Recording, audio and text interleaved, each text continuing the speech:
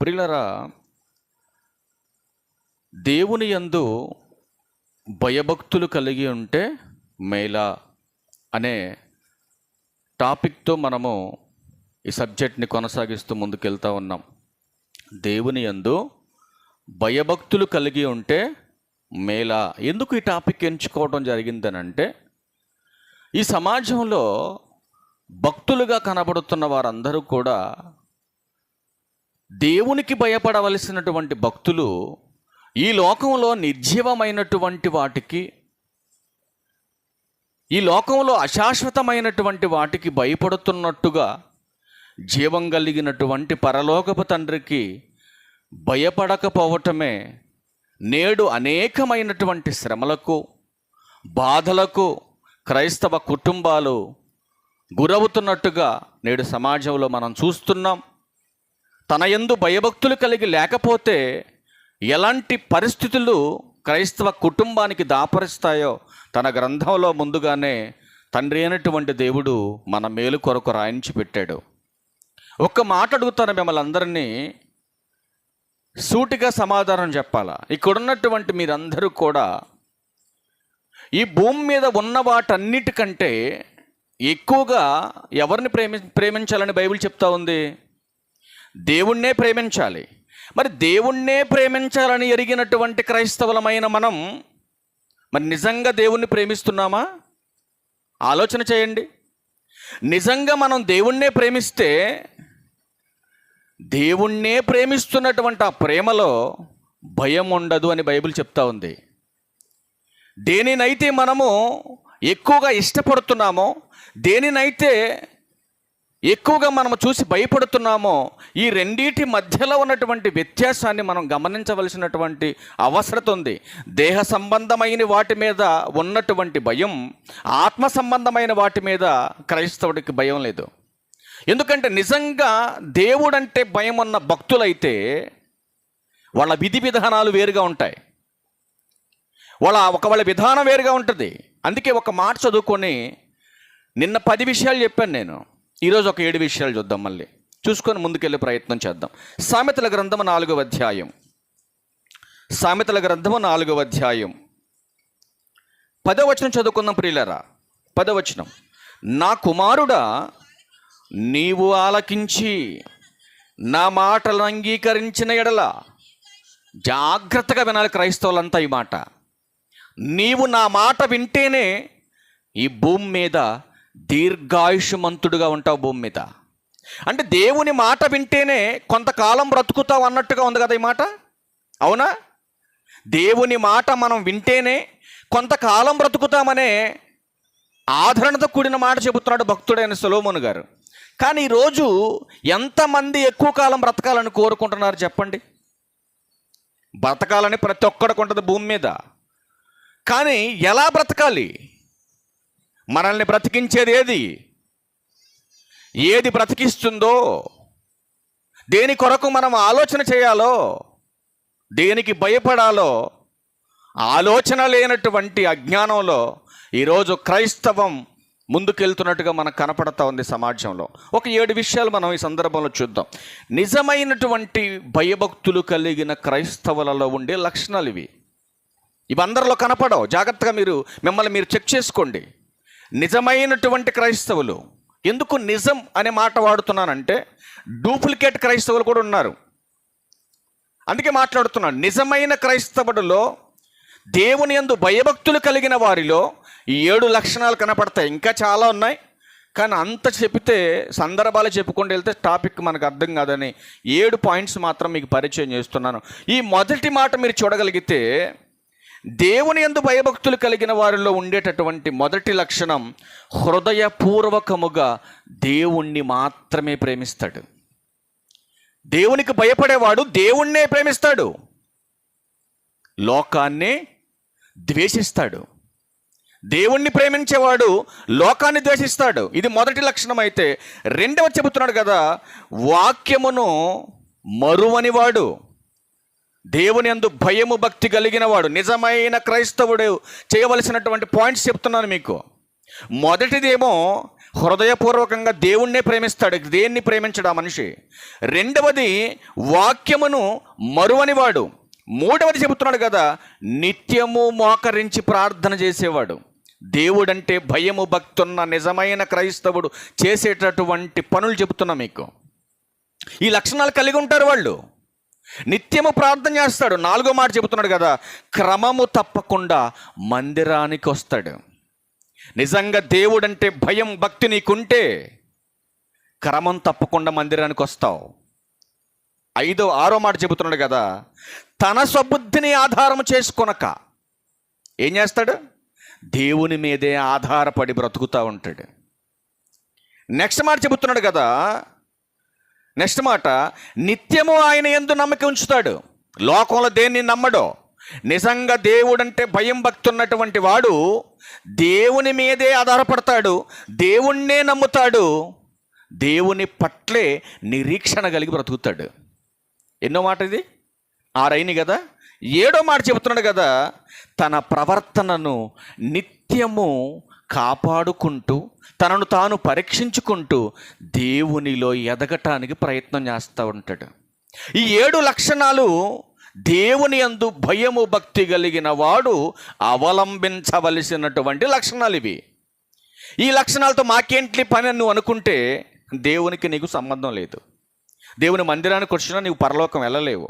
దేవుని ఆశీర్వాదం నీకు రాదు, దేవుని కృప నీకు రాదు, ఆయన ఆదరణ నీకు రాదు. నీకు కష్టం వచ్చినా బాధలు వచ్చినా నిన్ను ఆదరించేవాడు కనపడ్డ ఈ భూమి మీద. అందుకే చెబుతున్నాడు, నిజమైనటువంటి భయభక్తులు కలిగి ఉంటే మేలా మేలా.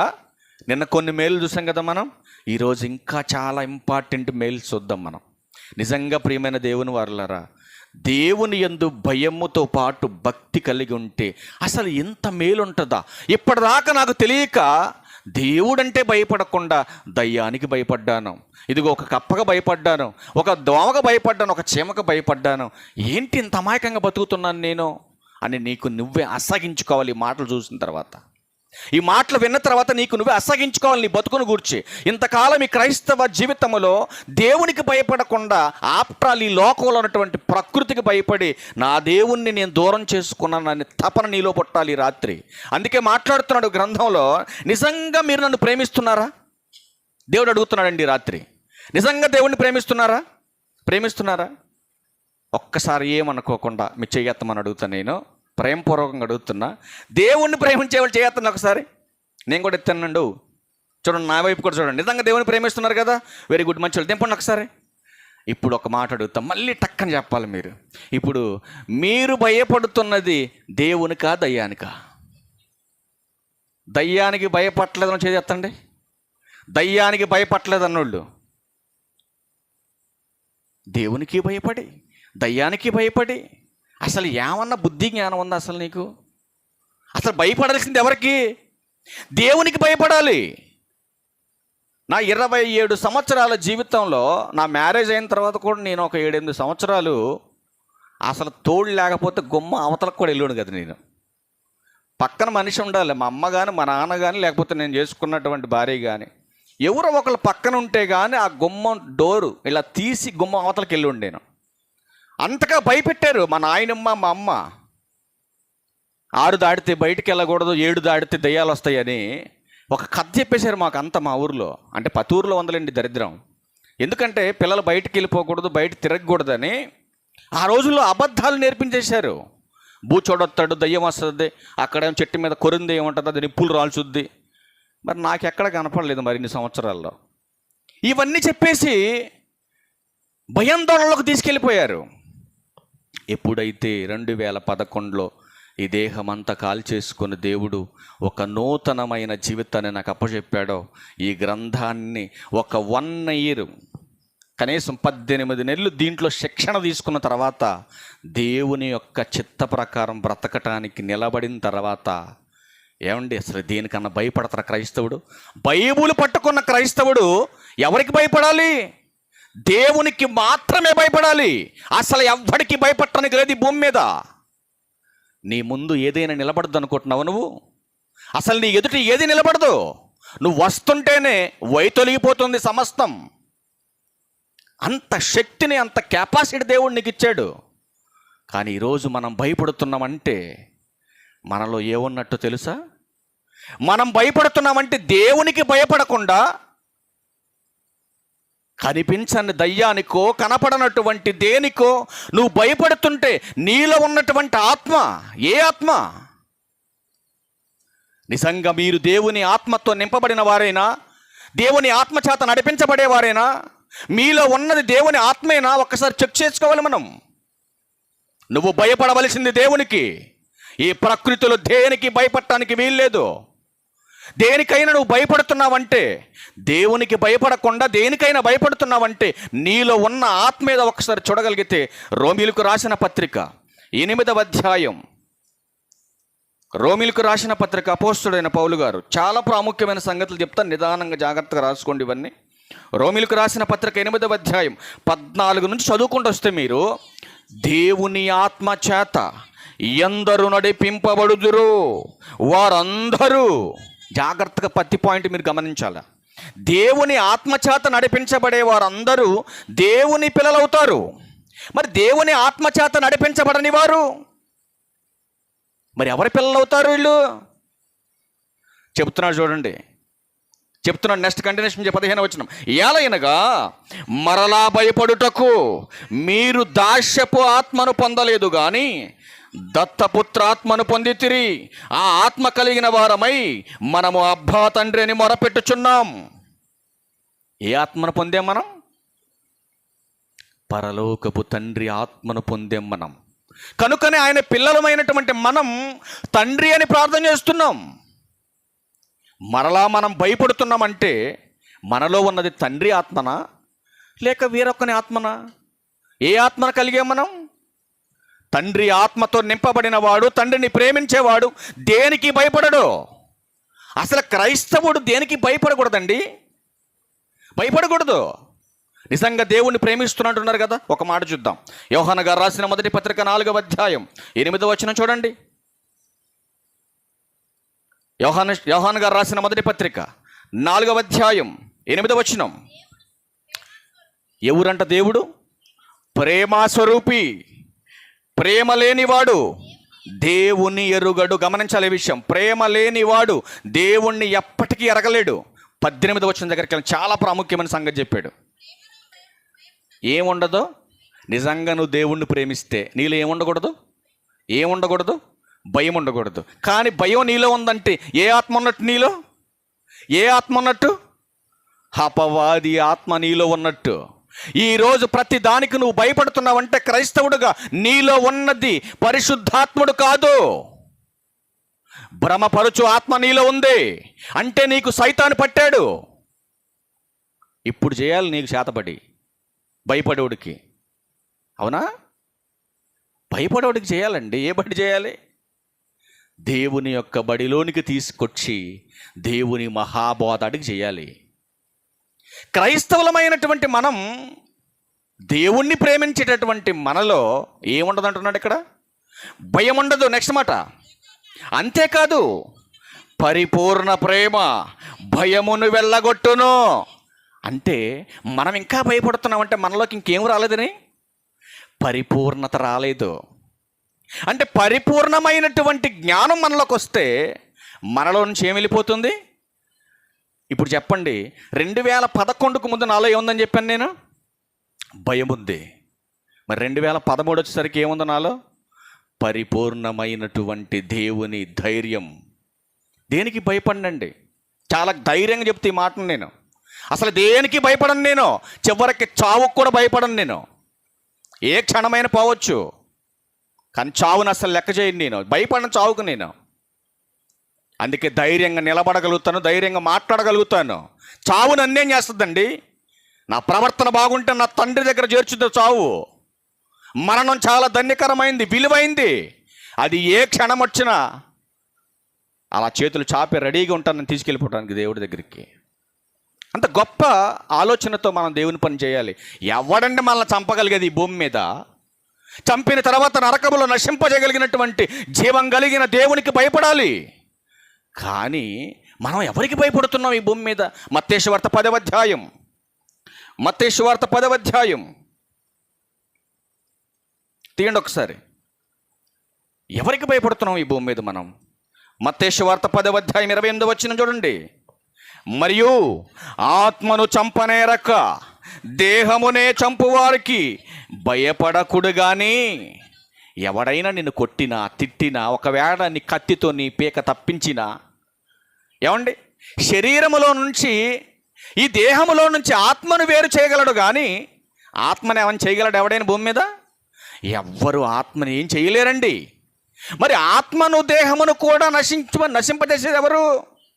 దేవుడు. అందుకే అంటున్నాడు, ఆత్మను దేహమును కూడా నరకములో నశింపజేయగలవానికి మిక్కిలి భయపడాలి. క్రైస్తవులని పిలువబడుతున్నటువంటి ప్రతి ఒక్కరూ, ఈ క్రైస్తవ కుటుంబంలో ఉన్నటువంటి సేవకులైన, సంఘ పెద్దలైన, విశ్వాసులైన అందరూ భయపడవలసింది పరలోకమందున్నటువంటి జీవం కలిగిన తండ్రికి మాత్రమే భయపడాలి. ఎందుకంటే అపవాదికి భయపడటం? వాడు ఆప్ట్రాల్ ఒక చీమ లాంటోడు. చెప్పే కదా మీకు, యేసుక్రీస్తు వారి సింహం లాంటోడు అయితే చీమ లాంటోడు అపవాది. కాలు కింద వేసి తొక్కాడు ఆయన. కాలు కింద వేసి తొక్కాడా? మరి నువ్వు కూడా తొక్కమని చెప్పాడుగా, మా తొక్కుతావా నువ్వు? తొక్కితే ఎక్కడ నీ పేక గొరుగుతురా, నువ్వు తొక్కవాడిని. వాక్యం అనే ఖడ్గము ధరించి వాడిని తొక్కాలి, వాడి తల తొక్కాలని చెప్పాడా? తొక్కాలి. మరి మనం ఏం చేస్తున్నాం? మనకన్నీ భయాలే. భయపడేవాడు భక్తుడు కాదు, బైబిల్ చెప్పింది తెలుసా మీకు? భయపడేవాడు భక్తుడు కాదు, భయము లేనటువంటి వాడే నిజమైన భక్తుడు. కానీ భక్తుల విషయంలో 2 కేటర్లు ఉన్నాయండో, ఇవి గమనించాలి. ఒకటి పాపం చేసి భయపడేవాడు, రెండవది పాపం చేయకుండా భయపడే భక్తుడు.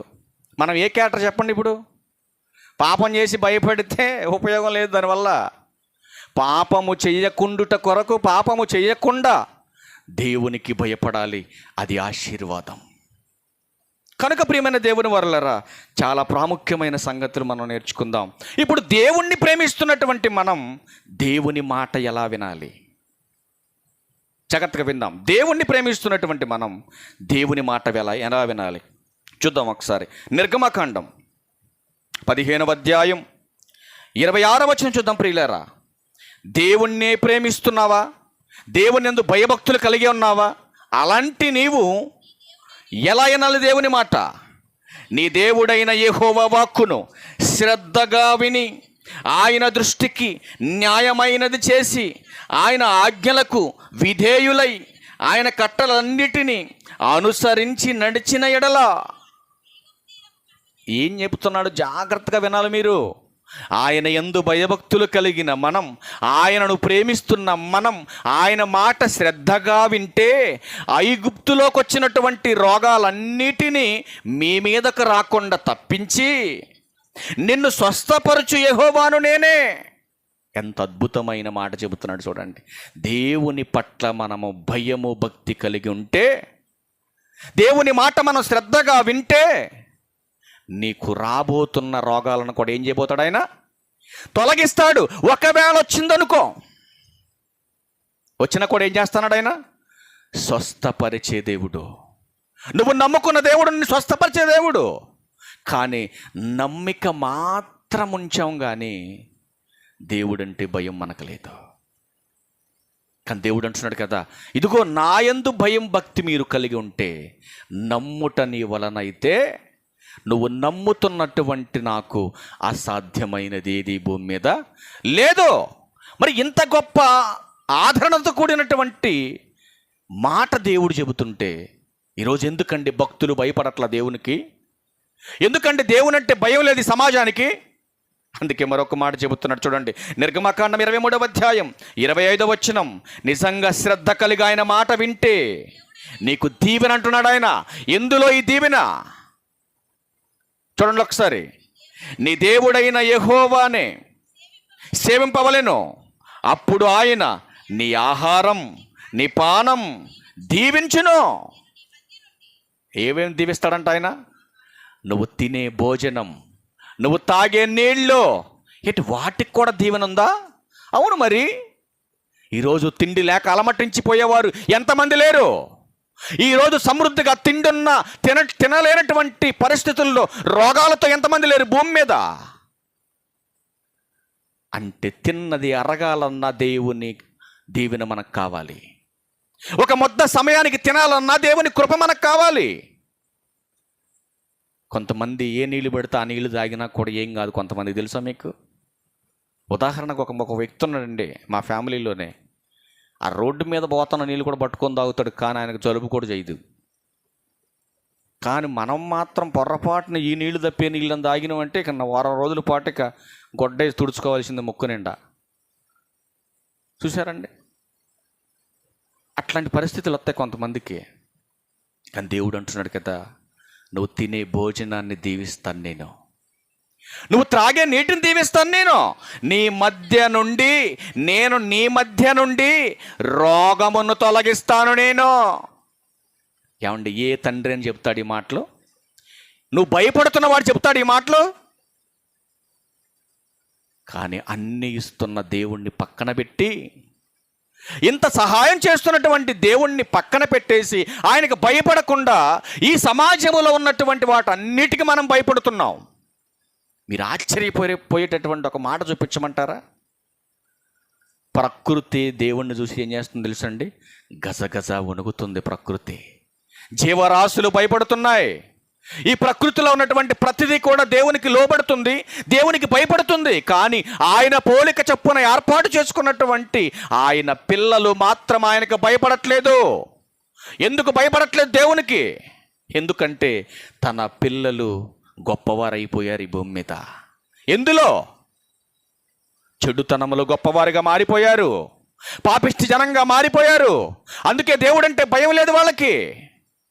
అందుకే దేవుడు తన గ్రంథంలో చాలా ప్రాముఖ్యమైన సంగతులు రాయించాడు. ప్రియమైన దేవుని వారలారా, ఎందుకు తన పిల్లలు భయపడట్లేదు? ఎందుకు జీవరాశులు భయపడుతున్నాయి? యెహెజ్కేలు గ్రంథం 38వ అధ్యాయం 20వ వచనం. యెహెజ్కేలు గ్రంథం 38వ అధ్యాయం 20వ వచనం చూద్దాం ప్రియులారా. 38వ అధ్యాయం 20వ వచనం. సముద్రపు చేపలను, ఆకాశ పక్షులను, భూజంతువులను, భూమి మీద పాకు పురుగులన్నీ, భూమి మీద నుండి నరులందరూ నాకు భయపడి వణుకుదురు. పర్వతములు నాశనమగును, కొండపేటులన్నిటిలో పడును, గోడలన్నీ నేలపడును. ఎప్పుడు సంగతి చెబుతున్నాడు ఇక్కడ? భవిష్యత్తును గురించి చెప్తున్నాడు ఇక్కడ. యుగ సమాప్తిలో జరగవలసింది చెబుతున్నాడు. అంటే మనుషులు ప్రాణం మీదకి వచ్చేదాకా భయపడరా? అంతే కదండి. మరి ఏదైనా తన మీదకి వచ్చేంత వరకు మనిషి భయపడ్డు. కానీ దేవుడు ముందే హెచ్చరించాడు, ఇదిగో నాయనా, రాబోతున్న విపత్తును తప్పించుకోవాలి, జరగబోతున్నటువంటి ప్రమాదాల నుంచి తప్పించబడాలి. అది తప్పించబడాలి, నువ్వు నెమ్మదిగా ఉండాలి, ఏ కీడు నీకు దాపరించకుండా ఉండాలంటే నా ఉపదేశమును అంగీకరించువాడు సురక్షితముగా ఉంటాడు. ఎక్కడైనా ఉండని, ఇంట్లో ఉంటాడా, వీధిలో ఉంటాడా, లేదా ఏదైనా ప్రాంతానికి వెళ్ళిపోతాడా, వ్యవసాయం చేస్తున్న పొలంలోకి వెళ్ళిపోతాడా, ఎక్కడికైనా వెళ్ళని, ఎక్కడికెళ్ళినా నా ఉపదేశమును అంగీకరించువాడు సురక్షితంగా ఉంటాడని దేవుని గ్రంథం మనకు సెలవిస్తూ ఉంది. కాబట్టి ప్రియమైన దేవుని వారలారా, నువ్వు తింటున్న భోజనాన్ని దీవించే దేవుడు, నువ్వు తాగుతున్న నీళ్లను దీవించే దేవుడు, నీకు రోగం వస్తే రాకుండా అడ్డు తొలగించే దేవుడు. ఇంత గొప్ప దేవుడు మనకు తోడుండగా ఆయన అంటున్నాడు కదా, మీరు ఎందుకు నాకు భయపడట్లేదు? మీరు ఆలోచించండి. ఏదో కొద్దిపాటి వైద్యం అందించే డాక్టర్ కూడా మనం భయపడతాం, అవునా కదా? భయపడతామా లేదా? భయపడతాం. అన్నిటికీ భయపడే మనిషి సహాయం చేస్తున్న దేవునికి మాత్రం భయపడట్లేదు ఈరోజు. అందుకే అంటున్నాడు, ఇదిగో నీకు ఆరోగ్యాన్ని ఇచ్చేది కూడా నేనే. నువ్వు ఫ్రూట్స్ తింటే నాకు బలం వస్తుంది అనుకుంటున్నావు, నువ్వు పాలు తాగితే బలం వస్తుంది అనుకుంటున్నావు, నువ్వు ఏదో రకరకాల విత్తనాలు తింటే బలం వస్తుంది అనుకుంటున్నావు, నువ్వు ఏవి తిన్నా నీ దేహానికి ఆరోగ్యాన్ని సమకూర్చేది దేవుడే అని నువ్వు తెలుసుకోవాలి. చూద్దాం ఒకసారి ఇర్మియా గ్రంథం 30వ అధ్యాయం 17వ వచనం చూడండి. ఇర్మియా గ్రంథం 30వ అధ్యాయం 17వ వచనం లాస్ట్ మాటలో ఉంటుంది, అయితే నేను నీకు ఆరోగ్యము కలగజేసేదను, నీ గాయములు మాన్పెదను. చూసారండి ఏమంటాడు ఆయన? ఒకవేళ దేహ సంబంధమైన గాయాలైనా, ఆత్మ సంబంధమైన గాయాలైనా, ఏ గాయాన్నైనా మాన్పగలిగిన వాడు నిన్ను నన్ను ఈ లోకానికి పంపిన శక్తిమంతుడైన పరలోకపు తండ్రి. ఏమండి అస్సలు ఒంట్లో బాగలేదండి, నీరసంగా ఉందండి అంటారు మనోళ్ళు. ఎందుకు నీరసం వస్తుంది? 3 పూటలు తిన్నా కూడా నీరసం ఎందుకు వస్తుందో నీకు? 3 పూటలు తిన్నా ఎందుకు నీరసం వస్తుందో తెలుసా? ఎందుకు వస్తుంది? నీలో ఆత్మీయ స్థితి దెబ్బతింటుంది కనుక్కునే నువ్వెంత తిన్నా ఎంత చేసినా సంతృప్తి లేకుండా బ్రతుకుతున్నావు భూమి మీద. అందుకే దేవుడు చక్కటి ప్రొటెక్షన్ కల్పించాడు తన పిల్లలకి. నా పిల్లలు గొప్పవారిగా ఉండాలి భూమి మీద. ఈ దేహములో ఉండేటటువంటి కాలమే క్షణికమైనటువంటి చిన్న కాలం. మనకి 24 గంటల్ని ఎన్ని దినాల కింద భావించుకుంటాం మనం? 24 గంటలు ఎన్ని దినాలమ్మా? అందరూ చెప్పండి. 24 గంటలు ఎన్ని దినాలు? ఒక్క దినం. ఈ ఒక్క దినం దేవుని లెక్కల్లోకి మనం తీసుకెళ్ళి చూస్తే 1000 దినాలను ఒక్క దినంగా భావించాడు ఆయన లెక్కలో.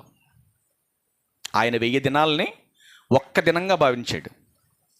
ఇప్పుడు ఒక్క దినములో 24 గంటల్ని మనం డివైడ్ చేసి చూస్తే దేవుని లెక్కల ప్రకారం, ఆ కొలమానం ప్రకారం మన ఏజ్ని తగ్గించుకుంటే కిందకి లెక్కలేసుకుంటా కిందకు వచ్చేసరికి దేవుడు నీకిచ్చినటువంటి కాలం ఎంతో తెలిసిన దేవుని లెక్కల ప్రకారం 45 నిమిషాలు. మానవుడికి ఇచ్చినటువంటి 70-80 సంవత్సరాల కాలాన్ని బైబిల్ లెక్కల ప్రకారం మనం లెక్కల్లోకి తీసుకొని కొలమానంలో కొలిస్తే 45 నిమిషాలు ఉండడానికి దేవుడు నీకు ఈ భూమి మీద ఆయుష్ ఇచ్చాడు. ఆయన లెక్కల ప్రకారం 45 నిమిషాలు అంటే ఎంత అండి? ఎంత? నేను చెప్పే వాక్యం అంతా అంతేనా? ఇది నీ బతుకు. ఈ 45 నిమిషాల్లో దేవుని కోసం బతికెంత? ఆ పైన ఉన్న 5. ఆ పైన ఉన్న 5నండి. ఆ పైన ఉన్న 5లో కూడా నిజాయితీకి బతికెంత? ఇంకాసేపుడు పెట్టిలో పెడతారనగా అప్పుడు బతుకుతూ, అప్పుడు దాకా బతకో. కాసేపు సంఘంలో, కాసేపు లోకంలో. అంతేనా? అదే మన బతుకు. నేను ఆశ్చర్యపోయాలి. ఆ కొలమానం అంతా లెక్కలంతా వేసుకొని కూర్చొని రాస్తే ఈరోజు ఉదయం నేను అవాక్కయ్య ఆ మాటలన్నీ చూసి, అయ్యో దేవుడా 45 నిమిషాల కాలాన్ని ఇచ్చావా మాకు? మేము అనుకుంటున్న అమాయకులు మేము 70 లేక 80 అన్నావు కదా.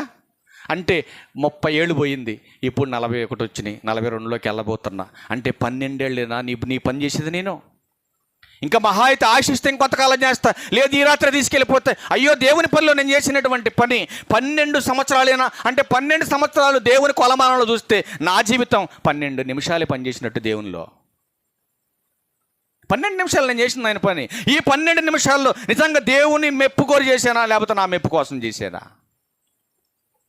ఒక పాపి మాపు కోసం చేశానా, లేదా నా బతుకుదెరు కోసం చేశానా? ఇవన్నీ లెక్కలు అడుగుతాడు ఆయన. ఆలోచించేద్దాం ప్రియమైన దేవుని వారలారా. నీ దేహానికి ఆరోగ్యాన్ని ఇవ్వగలిగేది కూడా దేవుడే. మరి ఆరోగ్యాన్ని ఇచ్చే దేవుని పట్ల ఏం ఉండాలని కోరుకుంటున్నాడు ఆయన?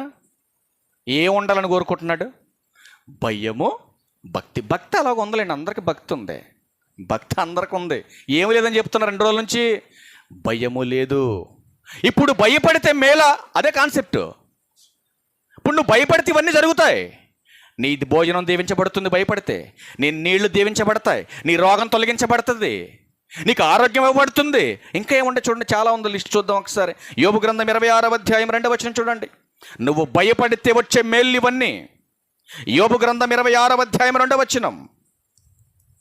శక్తి లేని వానికి నీవు ఎంత సహాయము చేసితివి, బలము లేని బాహువును ఎంత బాగుగా రక్షించితివి. అంటే రక్షించేవాడాయన, నీకు సహాయం చేసేవాడాయన, బలము లేకపోతే బలం ఇచ్చేవాడాయన.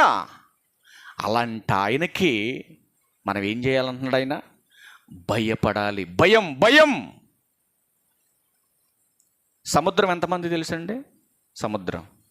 ఇప్పుడు సముద్రం దగ్గరికి వెళ్తే అస్సలు నేను భయపడలేదు అన్న చేతులు ఎత్తని ఎవరైనా ఉంటే, సముద్రం దగ్గరికి వెళ్తే ఇప్పుడు ఈ వాతావరణం ఇట్లా డల్లుగా ఉన్నప్పుడు వెళ్ళండి, అస్సలు భలే ఉంటుంది. అక్కడ ఉరుకులు ఎడతా ఉంటుంది సముద్రం. ఎవన్నో కొట్టాలన్నంత వేగంగా వస్తుందండి, భయ్యని పరిగెత్తుకొని. ఒక వీడియో తీయాలని చెప్పేసి మేము బీచ్కి ఒడ్డుకి వెళ్ళాం, ఒక వీడియో తీద్దామని. ఎప్పుడన్నా మనకు పనికి వస్తుంది, ప్రొజెక్టర్లో పెట్టుకోవాలని ఒక వీడియో తీద్దామని వెళ్ళాం. కాకపోతే అక్కడ ఏంటంటే నీళ్ళలో ప్యాంటు మడుచుకొని నీళ్ళలో దిగమంటున్నారు నన్ను. నీళ్ళలో దిగితే మోకట్లోతో నీళ్ళలో దిగితే అలా ఉంటుంది కదా, అలా కింద పెట్టి నేను ఫోటో తీయాలని దిగమన్నారు. అసలు ఆ నీళ్ళ దుత్తిని నాకు గజగజలాడింది. ఇప్పుడు ఆయన చిత్తం లేదు మనం చంపడం అనుకోండి, అయినా కూడా కావాలని ఎవడ దిగడు కదా.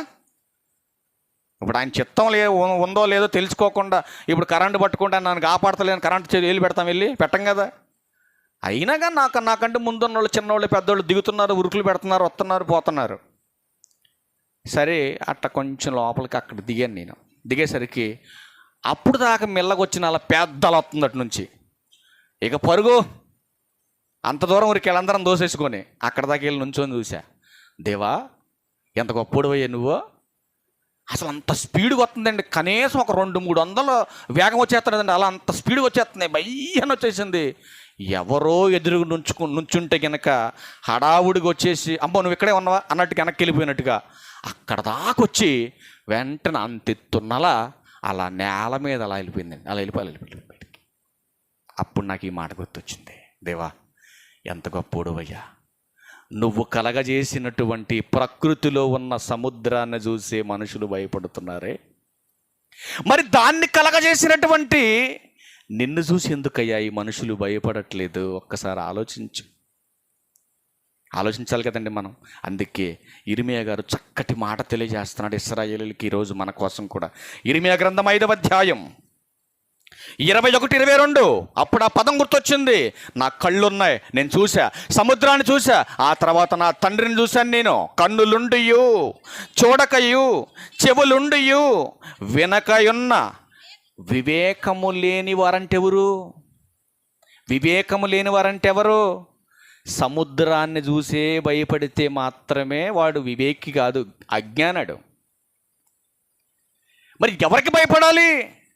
ఆ సముద్రాన్ని కలగజేసినాడు చూసావు దేవుడు, ఆ దేవునికి భయపడాలి. దేవా ఏంటయ్యా ఈ ప్రకృతిలో ఇన్ని వింతలు పెట్టావు, ఏంటయ్యా ప్రకృతి ఇంత వైపరీత్యంగా ఉంది. ఆకాశాన్ని చూస్తే అది అంచనాకు రాదు, భూమిని చూస్తే దీని కొలమానం లేదు. ఏంటి ఇంత విచిత్రమైనటువంటి సృష్టిని కలగజేసావని ప్రకృతిని చూసి ఆశ్చర్యపోతున్నటువంటి మనిషి నిన్నెంత ఆశ్చర్యంగా చేశాడో ఒక్కసారి ఆలోచించుకో. అందుకే భక్తుడైన దావీదు గారు అంటున్నాడు, ఇదిగో నువ్వు కలగజేసిన విధము చూడగా నాకు భయమును ఆశ్చర్యమును కలుగుతున్నది. ఎందుకంటే అంత అద్భుతమైన ఆకారాన్ని చేశాడు మన పరలోకపు తండ్రి. ఇంత అందమైన ఆకారాన్ని చేసినటువంటి జీవం కలిగినటువంటి తండ్రికి మరి ఎందుకండి మనం భయపడలేదు? మీరు ఆలోచన చేయండి. అందుకే అంటున్నాడు, కన్నులుండి నిత్యము చూస్తున్నారు ఈ ప్రకృతిని, చెవులుండి నిత్యము వింటున్నారు నా గొప్ప కార్యాలని. వివేకము లేని మూర్ఖులారా. ఏమన్నాడండి? ఎంత కోపం వస్తే ఆ మాట మాట్లాడతాడు తెలుసండి దేవుడు. వివేకము లేని మూర్ఖులారా అంటున్నాడు. అంటే జ్ఞానము లేనటువంటి మూర్ఖులు ఎవరిళ్ళంటే ఒకసారి సామెతల గ్రంథం 1వ అధ్యాయం 7వ వచనం దగ్గరికి వెళ్ళి చూడండి. ఎవరాళ్ళు? సామెతల గ్రంథం 1వ అధ్యాయం. యెహోవా యందు భయభక్తులు కలిగి ఉండుట తెలివికి మూలం. చూడండి ఏమంటున్నాడు, మూర్ఖులు జ్ఞానమును ఉపదేశమును అసలు వినరు.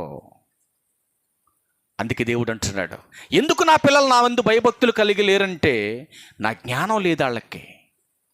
నా జ్ఞానం లేకపోవటం వల్లనే ఈరోజంతా అజ్ఞానంగా, అమాయకంగా, మూర్ఖులుగా ఈ సమాజంలో తయారైపోతున్నారని దేవుడు మాట్లాడుతున్నాడు.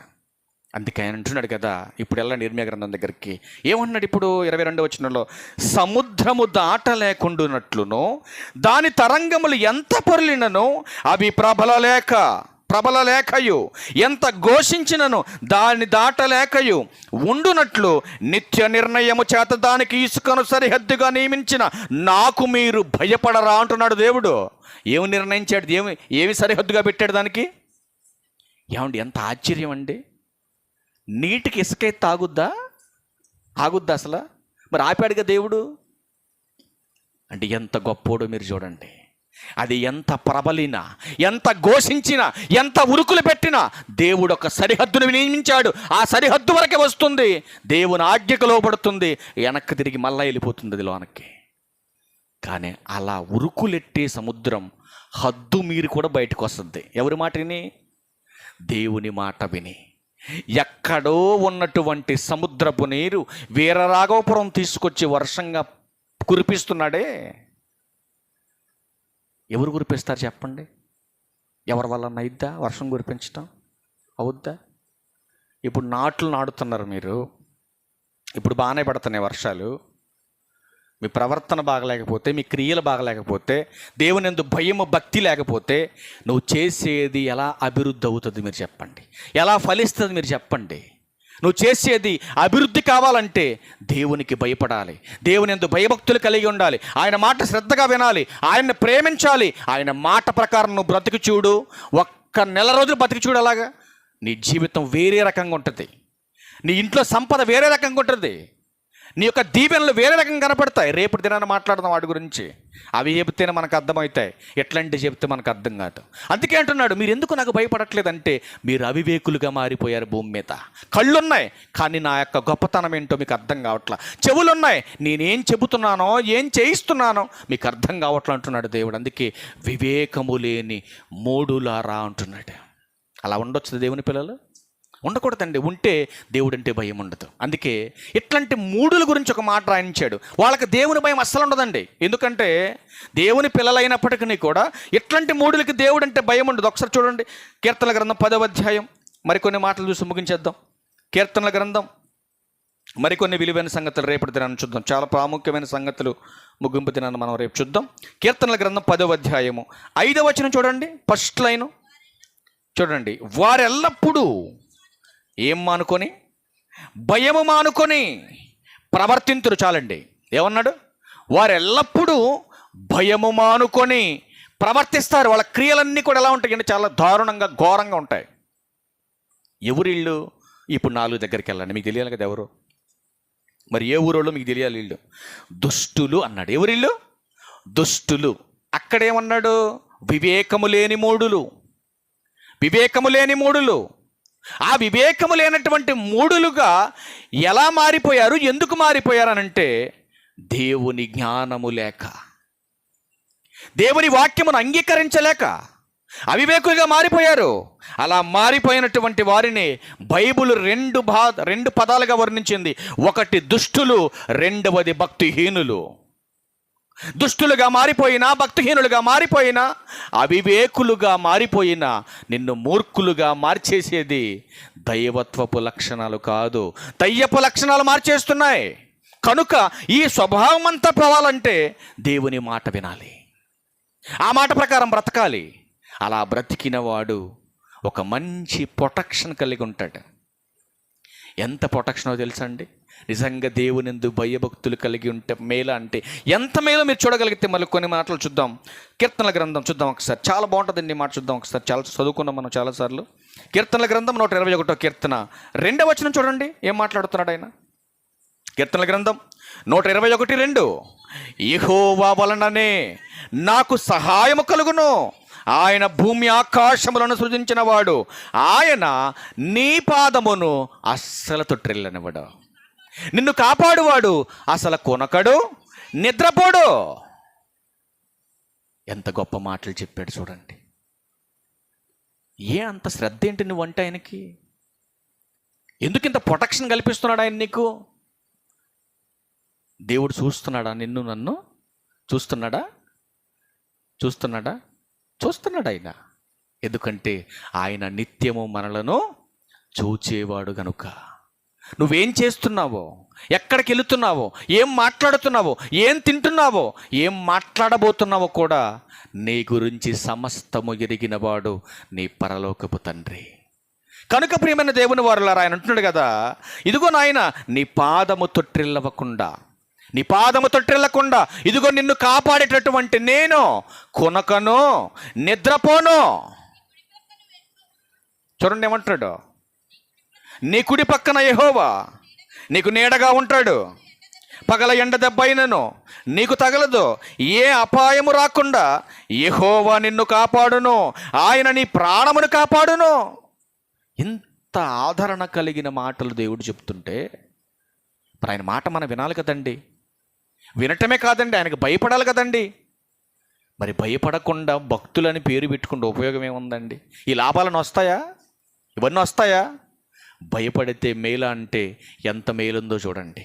ఇంకా మరికొన్ని మాటలు చూడండి. 139వ కీర్తన మొదటి 2 వచనాలు చూడండి ఎంత మేలో.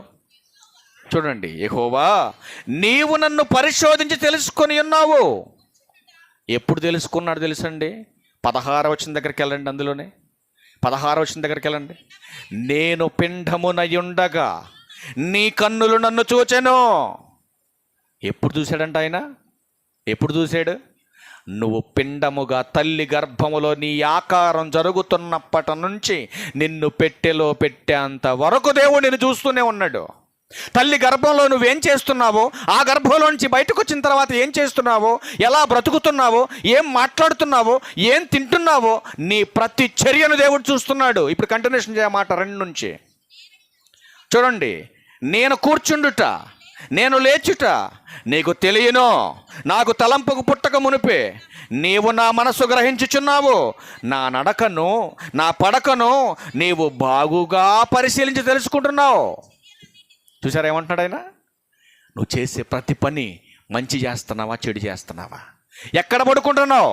ఇంట్లో పడుకుంటున్నావా, బయట పడుకుంటున్నావా, వీధిలో పడుకుంటున్నావా, లేదా ఎక్కడైనా పరిచర్యకి వెళ్ళినప్పుడు అక్కడ పడుకుంటున్నావా? నువ్వెక్కడ పడుకున్నా దేవుడు నిన్ను చూస్తున్నాడు, అది గమనించు. ఏమండి, ఇంతగా మన మీద ఆయన కళ్ళు పెట్టి చూస్తున్నప్పుడు, ఆయన ప్రొటెక్షన్ మనకిస్తున్నప్పుడు మనం ఎందుకండి ఎవరికి భయపడాలి? ఇప్పుడు చెప్పండి, ఎవరికి భయపడాలా? ఇన్ని సదుపాయాలు చేస్తున్న దేవునికి మనం భయపడకుండా ఆడెవడో ముక్కు మొఖం తెలియనోడికి భయపడి దేవుని ఉగ్రతకు మనం పాత్రం అయిపోతున్నాం కదా. ఇది ఏమన్నా న్యాయమా? మీరు చెప్పండి.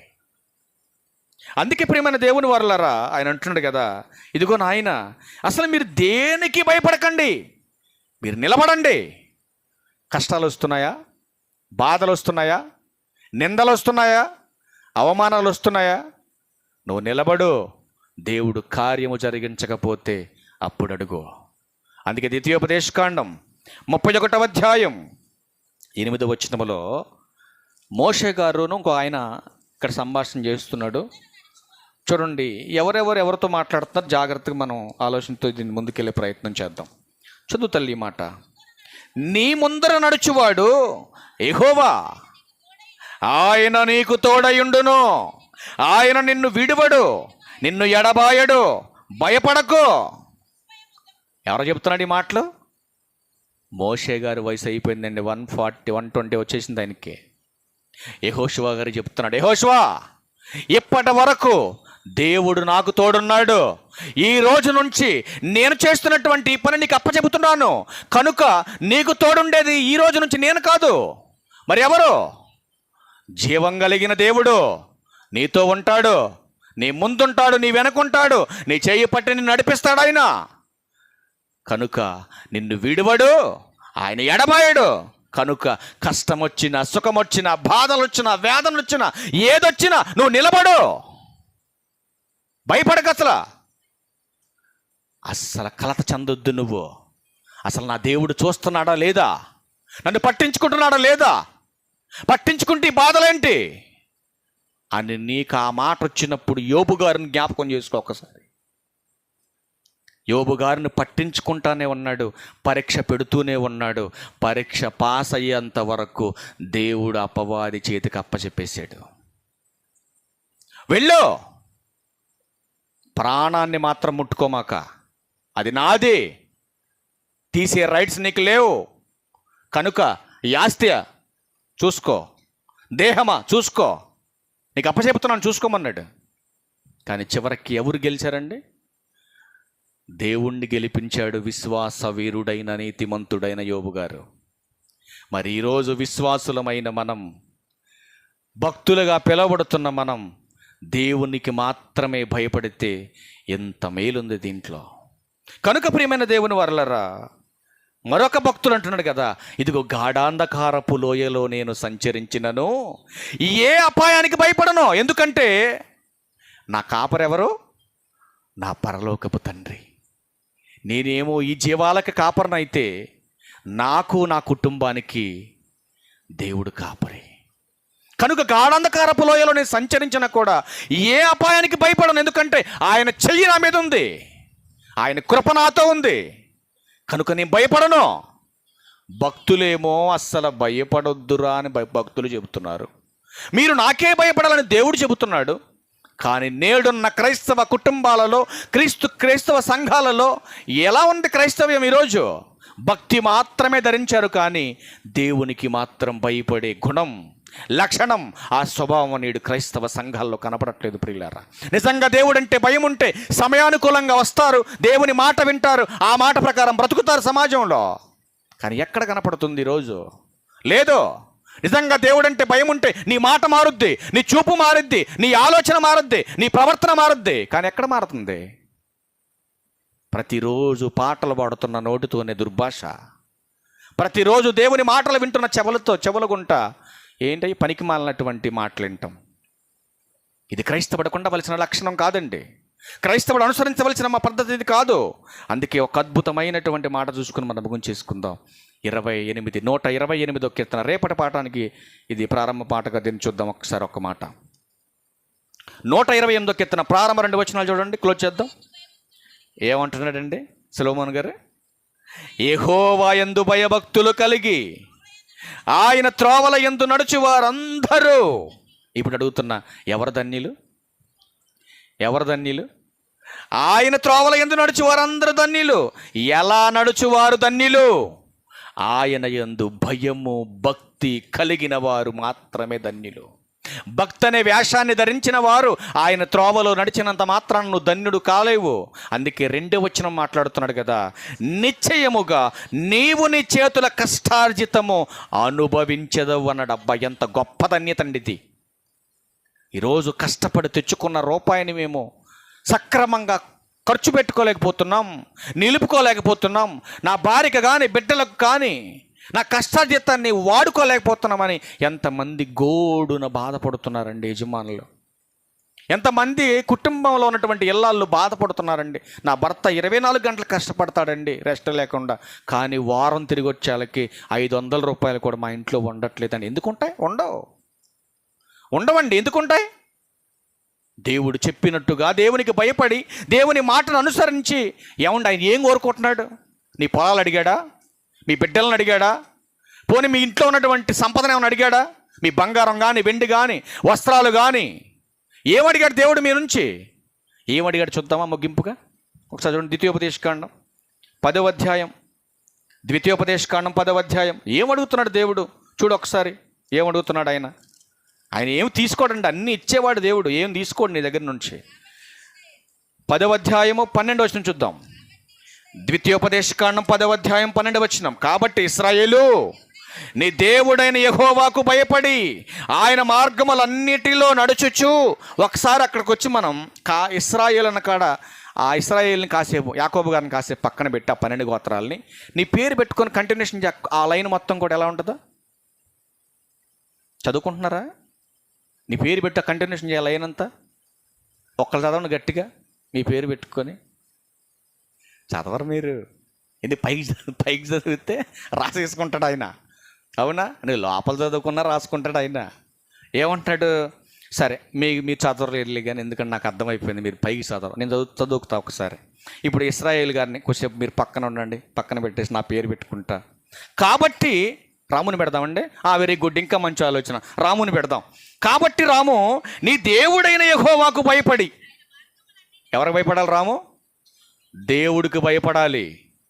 దేవునికి కాకుండా ఈ లోకంలో పిల్లికో కుక్కకో నక్కకో పందికో భయపడ్డావనుకో, భయం లేనటువంటి భక్తి నీకు మేలు తేదు.